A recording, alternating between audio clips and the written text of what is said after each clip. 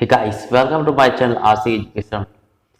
जो हमारी सीटेट की सीरीज चल रही है उसमें जो ईवीएस में जो क्वेश्चन आने वाले हैं ना, उनके सारे क्वेश्चन जो आज हम डिस्कस करेंगे वही जो इम्पोर्टेंट जो आते हैं। हमेशा हर बार क्वेश्चन पूछे जाते हैं एग्जाम में। जो सीटेट का हमें पता है कि जो अगले जनवरी में होने वाला है, 31 जनवरी को और सीटेट का पेपर होने जा रहा है। तो उससे संबंधित जो भी क्वेश्चन है ईवीएस से संबंधित, वो सारे पॉइंट हम आज के लिए करेंगे। इसका भाग 2 आज हम डिस्कस करने वाले हैं। जैसा कि आप जानते हैं कि हम पार्ट 1 पहले ही डिस्कस कर चुके हैं, अब हमारा भाग 2 है। तो यदि आपने हमारा पहला वीडियो नहीं देखा है तो आप पहले वीडियो को जरूर देखिएगा। इसका लिंक हम आपको इसका डिस्क्रिप्शन बॉक्स में आपको दे देंगे। यदि हम हमारे चैनल पर पहली बार हैं तो चैनल को सब्सक्राइब करें और बेल आइकन घंटे को जरूर दबाएं, ताकि हम जो भी वीडियो बनाएं आप तक उसका नोटिफिकेशन आराम से पहुंच जाए। चलिए शुरू करते हैं। पहले क्वेश्चन की बात कर लेते हैं कि उत्तर प्रदेश में कचनार के फूलों से, केरल में केलों के फूलों से और महाराष्ट्र में सहजन के फूलों से सब्जियां बनाई जाती हैं। देखिए, ये हम आपको क्यों बता रहे हैं, क्योंकि ऐसे क्वेश्चन एग्जाम में डायरेक्टली एग्जामिनर उसमें सीटेट के पेपर में यही क्वेश्चन पूछते जाते हैं।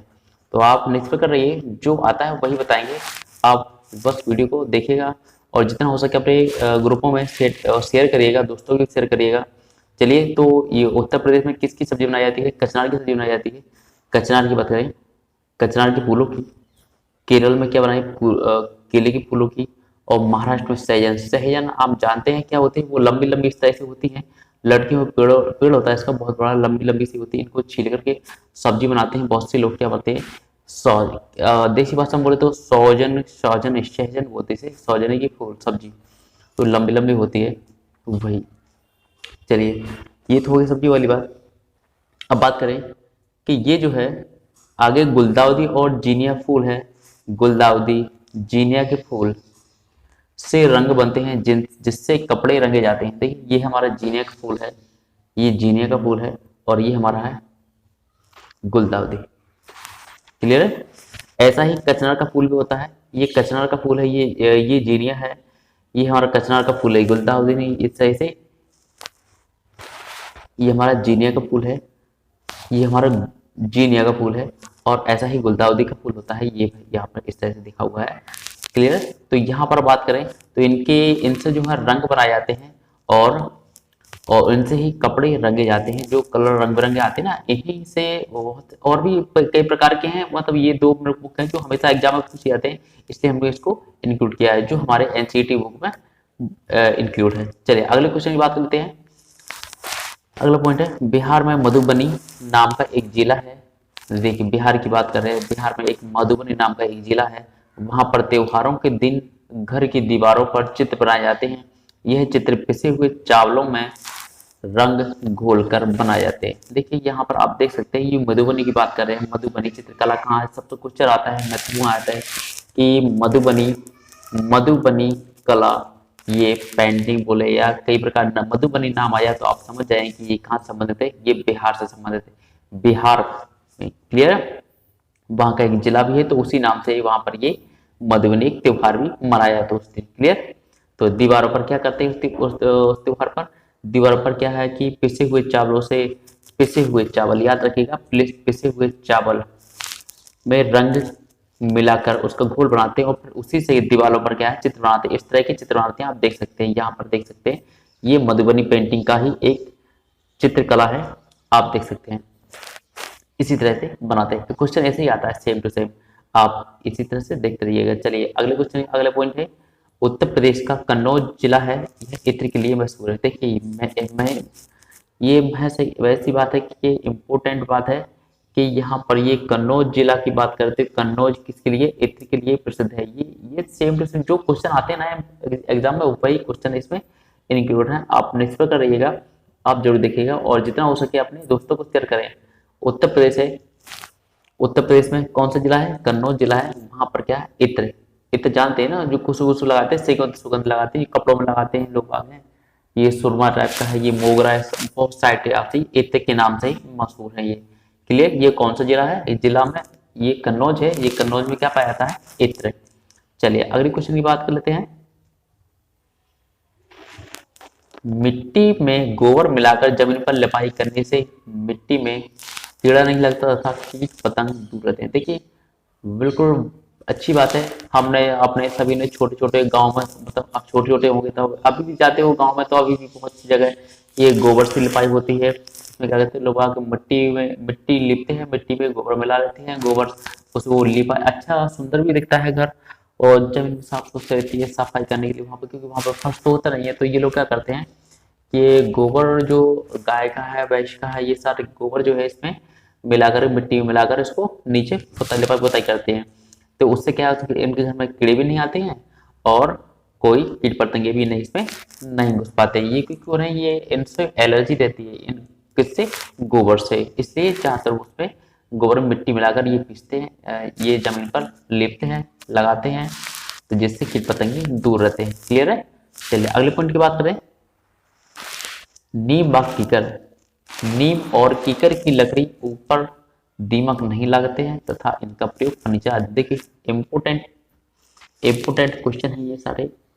नीम और कीकर की लकड़ी होती है, उससे ही अधिकतर क्या फर्नीचर बनाने का प्रयोग करते हैं, क्योंकि इसमें क्या कीड़े भी नहीं लगते और दीमक भी इसमें नहीं लगती है। याद रखिएगा, इंपोर्टेंट पॉइंट है। चलिए अगले पॉइंट की बात करें। काजी खान, यह पाकिस्तान में है, बिल्कुल इंपोर्टेंट है, बिल्कुल आया हुआ क्वेश्चन है ये। काजी खान पाकिस्तान में स्थित है। सोहना गांव कहाँ, हरियाणा में है, सोहना गांव, याद रखिएगा, काजी खान सोहना गांव। और बेलवनी ये कहाँ पर है, कर्नाटक में स्थित है। देखिए हम ये आपको आपको याद हो, आपको पता होगा तो अच्छी बात है, पर ऐसे ऐसे नाम हैं जो एनसीईआरटी की बुक से लिए गए हैं, जो एग्जाम में कई बार बने हुए, इसलिए मैंने इसमें इंक्लूड किए। ये आए हुए क्वेश्चन है। आप देखिए काजी खान वाला बहुत बार आया हुआ है, ये बेलवनी भी आया हुआ है, ये इस जब ये दोनों आ सकते हैं तो ये भी आ सकता है, बिल्कुल ये भी आ सकता है। कौन सा, सोहना गांव, ये कहाँ, हरियाणा में। क्लियर। इसलिए एनसीईआरटी की बुक से ये हमने सारे लिए हैं। चलिए अगली बात करते हैं। गीजू भाई बधेका एक लेखक हैं जो कि गुजरात से संबंधित है, जब बच्चों की स्तर की मजेदार कहानी इस पत्र पर लिखते थे। देखिए गीजू भाई एक क्या लेखक हैं, इंपोर्टेंट क्वेश्चन है। गीजू भाई ये आया हुआ क्वेश्चन है, एनसीईआरटी की बुक से ही संबंधित है। ये सारे 1 से लेकर 5 तक की सारी बुकों का जो कलेक्शन है, इसी वीडियो आपको आगे एक वीडियो और मिल जाएगा। मैंने एक वीडियो तो इस अपलोड कर दिया, ये सेकंड चैप्टर है एनसीईआरटी की ईवीएस की बुक का। तो आप जो पॉइंट्स बन सकते हैं ना, उसमें जो सारे पॉइंट अलग से हमने इसको इसमें इंक्लूड किए हैं, तो आप इसको जरूर देखिए। तो गीजू भाई से संबंधित है, ये क्या है, एक लेखक थे, याद रखिएगा। आपको रखना क्या याद है, आपको ये याद रखना है कि ये है क्या है, कौन, ये कौन है, एक लेखक है। क्वेश्चन कई तरीके से आ सकता है कि गीजू भाई कौन है, तो ये एक लेखक है। और ये कहाँ से रहने वाले, इससे भी संबंधित क्वेश्चन आता है, ये कहाँ से हैं, गुजरात से हैं। और ये क्या लिखते थे, ये लेखक तो है, लिखते क्या थे, ये कहानियां लिखते थे, किसके लिए, बच्चों के, छोटे छोटे बच्चे हैं ना जो मजे लेते हैं, मजे लेकर सुनते हैं, उनके लिए लिखते, ये कहानियां लिखते थे। क्लियर। तो कहानियां के लिए ये प्रसिद्ध है, कौन से, गीजू भाई बधेका। चलिए अब जानते हैं कुछ पक्षियों के बारे में, क्वेश्चन कई बार आ चुके हैं। पक्षी जो है ये कहाँ रहते हैं, कहाँ घोंसले बनाते हैं, कि क्या खासियत है, इनके बारे में बात करते हैं। तो पहला पॉइंट है कलचड़ी, इनको क्या बोलते हैं, ये इंडियन रॉबिन बोलते हैं। कलचड़ी चिड़िया है, एक इंडियन रॉबिन है। ये पत्थरों के बीच क्या करती है, पत्थरों के बीच अपना घोंसला बनाती है। ये पत्थर जो है अपना घोंसला बनाती है पत्थरों के बीच, ठीक है। घोंसला घास से बना होता है और इनके ऊपर पौधों की नाजुक टहनी और जड़ें उन पर और बाल रहते हैं। देख पक्षी हम जानते हैं कि कई प्रकार के, लेकिन इनकी क्या पत्थरों के बीच ये क्या करते हैं, अपना घोंसला बनाती है। याद रखिएगा कि जो क्वेश्चन ऐसे बनता है कि कलचड़ी है, ये पत्थरों के बीच घोंसला बनाती है, या कैसे क्वेश्चन ऐसे बनता है कि पत्थरों के बीच कौन सा पक्षी घोंसला बनाता है, तो याद रखिएगा रॉबिन, इंडियन रॉबिन या फिर कलचड़ी। क्लियर है। हाँ चलिए अगले क्वेश्चन की बात करते हैं। यहाँ पर देख सकते हैं आप कि रॉबिन चिड़िया ये है, कलचड़ी। क्लियर यहाँ पर। चलिए अब बात करते हैं कौवा। कौवा को तो आपने सभी ने देखा होगा, कौवा होता क्या है, कौवा देखो, कौवे का आपने घोंसला देखा होगा, ये तार और कुछ भी मिल जाए, लकड़ी कर्री, मतलब बहुत टाइट सी लकड़ी मिल जाए शाखाओं से, ये सभी उनसे अपना घोंसला बनाते हैं। ये तो सभी जानते हैं, सभी लगा देंगे। और बात कर लें कोयल की, तो कोयल भी अपना घोंसला कभी नहीं बनाती, याद रखिएगा, कोयल अपना घोंसला नहीं बनाती है। क्या करती है, एक कौवे के घोंसले में जो कौवे के अंडे रखे हैं तो उसको फोड़ देती है और अपने अंडे उसमें दे देती है। कौवे के अंडे मतलब कौवे के घोंसले में ये अंडे देती है, कौन सी, कोयल। याद रखिएगा, कोयल अपना घोंसला नहीं बनाती है। तो क्वेश्चन आ जाए कि कोयल अपना घोंसला कैसे बनाती है, कहाँ बनाती है, तो आप बता सकते हैं कि कोयल अपना घोंसला नहीं बनाती है। क्लियर। आप ये भी बता सकते हैं कि अंडे कहाँ देती है, तो ये कौवे के घोंसले में देती है।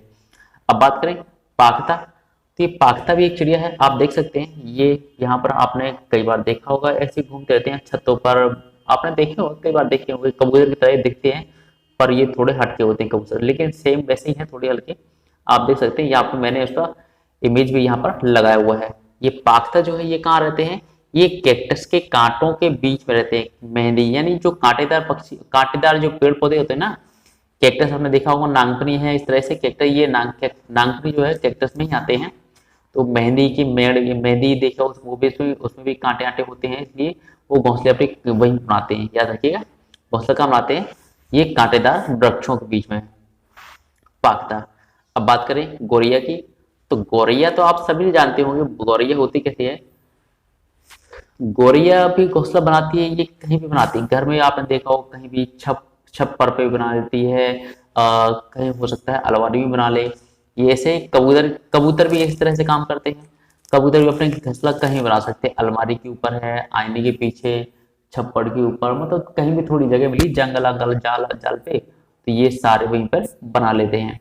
या देखिए कबूतर भी कहीं भी घोंसला बना सकता है। क्लियर। यस। चलिए, हाँ तो बात करते हैं अगले पॉइंट की। तो बसंत गौरी, बसंत गौरी ये क्या करते हैं, देखिए आप देख सकते हैं, तो बसंत गौरी यह तने में क्या है, छेद बनाती है। ये हमारी ये क्या है, गौरैया है, आप देख सकते हैं, गौरैया इसी तरह से। ठीक है, देखा होगा आपने घरों में, आंगन में ऐसी फुदकती रहती है चिड़िया है ये। अब बसंत गौरी की बात करते हैं, बसंत गौरी क्या करती है, पेड़ के तने में जो है छेद कर देती है। ये ऐसा नहीं कि ये कठोर, मतलब अपने हल्के मुलायम वाले, मतलब पेड़ होता है, ये पेड़ का तना जो होता है, ये मोटी शाखा होती है, उसमें क्या करते हैं, अपनी चोंच से छेद करते हैं, उसी में अपना घोंसला बनाती है, उसी में वो अंडे देती है। ठीक है, तो याद रखिए इस समय ये भी कौन कौन है, बसंत गौरी। अब बात करते हैं दर्जन चिड़िया की। दर्जन चिड़िया क्या करती है, अपने नुकीले चोंच से पत्तों को सी लेती है और उनके बीच थैली जैसा आकार का एक वो अपना घोंसला बनाती है, उसी में क्या करती है, वो अंडे देती है। क्लियर। तो यहाँ पर देख सकते हैं किसकी बात कर रहे हैं, यहाँ पर दर्जन चिड़िया की बात कर रहे हैं। याद रखिएगा, दर्जन चिड़िया क्या है, पत्तों को सीकर बनाते हैं। दर्जन चिड़िया यानी कि दर्ज, एक दर्जी की तरह काम करती है, वो अपना सी लेती है। आप देख सकते हैं किस तरह से यहाँ पर सिला हुआ है, दो पत्तों को मिलाकर यहाँ पर सीला गया है। यहाँ पर देखिए इसमें बच्चा बैठा हुआ है, ये हमारी दर्जन चिड़िया है, दर्जन चिड़िया का ये बच्चा है। क्लियर। चलिए, ये देखिए कितनी आराम से, कितनी तरीके से, ऐसा लगता है किसी ने सिला हो, किसी मनुष्य ने सिला हो, लेकिन वो इसी तरह से काम कर लेती है। चलिए अगली बात कर लेते हैं, अगले पॉइंट की, शक्करखोरा के बारे में बात करते हैं। तो शक्करखोर क्या है, एक छोटे पत्ते या झाड़ी डाली पर अपना घोंसला बनाती। ये देखिए छोटे छोटे किसी छोटे पेड़ पर भी या झाड़ी पर ये बना लेते हैं, अपना लटकता हुआ घोंसला बनाती है, लटकता हुआ घोंसला। घोंसला घोंसले में किस किस बनाती है, बाल, रुई, पेड़ की छाल, कपड़ों के टुकड़े आदि सभी से कुछ भी बना सकते हैं। ये बच्चे हैं जो कुछ भी मिल सकता है। तो ये याद रखिएगा, ये कहाँ बनाती है, झाड़ियों में अपना घोंसला बनाती है, झाड़ियों में छोटे छोटे पेड़ों पर। टीले, याद रखिए कौन सा, शक्करखोरा। चलिए अगले पॉइंट की बात कर लेते हैं, बीवर पक्षी की बात कर लेते हैं। बीवर पक्षियों में सभी नर बीवर अपने अपने घोंसले बनाते हैं। यहाँ पर बात याद रखना कि बीवर में पक्षी कौन, सभी नर, नर बीवर की बात करते हैं। नर बीवर अपने अपने घोंसले बनाते हैं और मादा बीवर उन घोंसलों की क्या करती है, रक्षा करती, देखभाल करती, मतलब एक तरह से ये दंपति की तरह रहते हैं। ठीक है, उनसे वो अच्छा जो रक्षा, और भाई उसी में क्या करते हैं, वो अंडे भी देते हैं। ठीक है, याद रखिएगा। इसी तरह से ये देखिएगा, यहाँ पर देख सकते हैं, ये हमारा कौन सा, बीवर पक्षी, ये इस तरह से घोंसला बना रहा है। देखिए ये जो है घोंसला बना रहा है, ये कौन, ये है मेल है, और फीमेल क्या है, इसकी देखभाल कर रही है। चलिए अगली बात करते हैं।